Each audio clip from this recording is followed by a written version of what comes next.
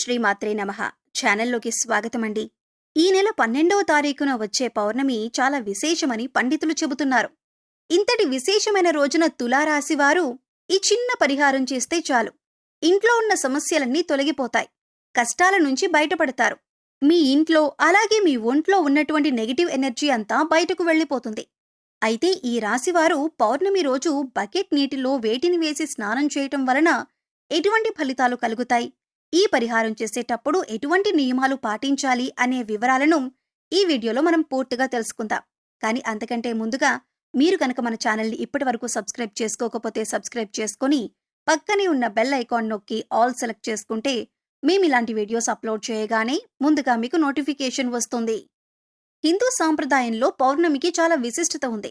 అయితే వచ్చే పౌర్ణమిని చాలా విశేషమైనదని పండితులు చెబుతున్నారు. ఈ పౌర్ణమి మాఘమాస పౌర్ణమి కలిసి రావటం వల్ల మరింత విశిష్టతను సంతరించుకుంది. పౌర్ణమి రోజు ఈ విధంగా చేయటం వలన ఈ రాశివారికి ఉన్న కష్టాలన్నీ తొలగిపోయి ఇల్లు సంపదతో నిండిపోతుందని విశ్వసిస్తారు.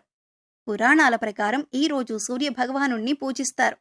అంతేకాకుండా ఈ రోజు దాన ధర్మాలు చేయటం వల్ల జీవితంలో కష్టాలన్నీ తొలగిపోయి ఇంట్లో సుఖ సంతోషాలు ఐశ్వర్యం లభిస్తుందని ఒక నమ్మకం.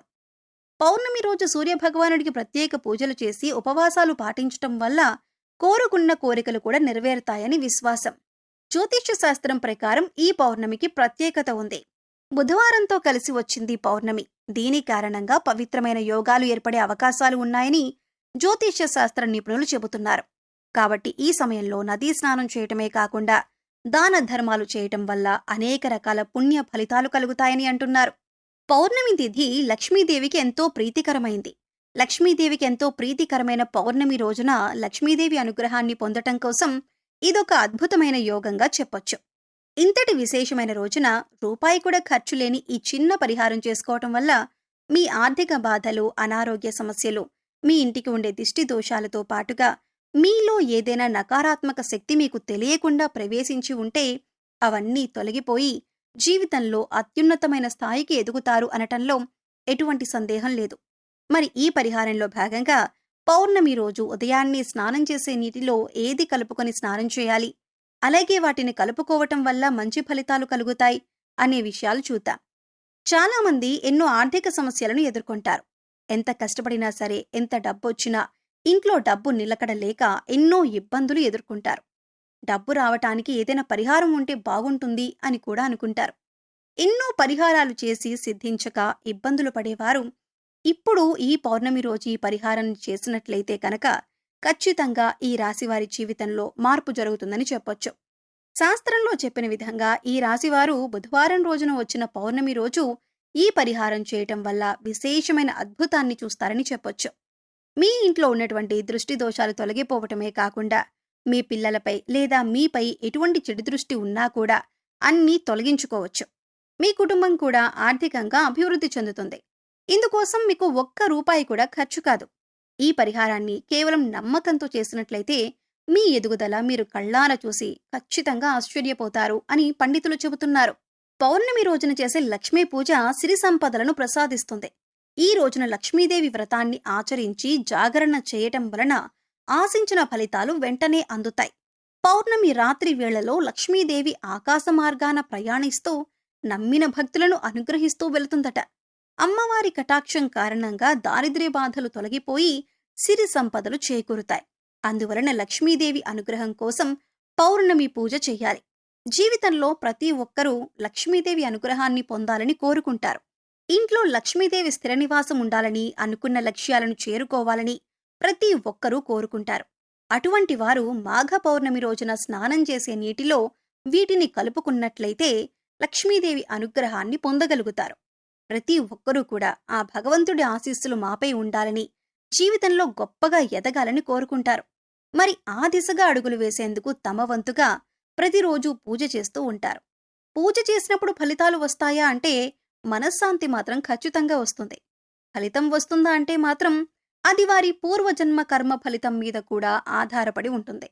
మరి అలాంటి కర్మ ఫలితాన్ని తగ్గించుకోవాలి అంటే ఏం చెయ్యాలి అనే సందేహం మీకు రావచ్చు. మనం ఏదైనా పని చేస్తున్నామంటే అది ఎందుకు చేస్తున్నాం అని తెలుసుకొని చేస్తే మాత్రం దానికి ఖచ్చితమైన ఫలితాలు దొరుకుతాయి. ఈ మాట సాక్షాత్తు వేద పండితులు చెబుతున్నారు. ఈ నెల 12వ తారీఖున వచ్చే పౌర్ణమి చాలా విశేషమైంది. పౌర్ణమి బుధవారం రోజు రావటం వల్ల మరింత విశిష్టతను కలిగి ఉంటుంది. అయితే చూడ్డానికి ఈ పరిహారాలు తేలిగ్గా అనిపించొచ్చు, కానీ వీటి ఫలితాలు మాత్రం చాలా గొప్పగా ఉంటాయి. ఇందుకోసం మీకు ముఖ్యంగా కావాల్సింది నమ్మకం.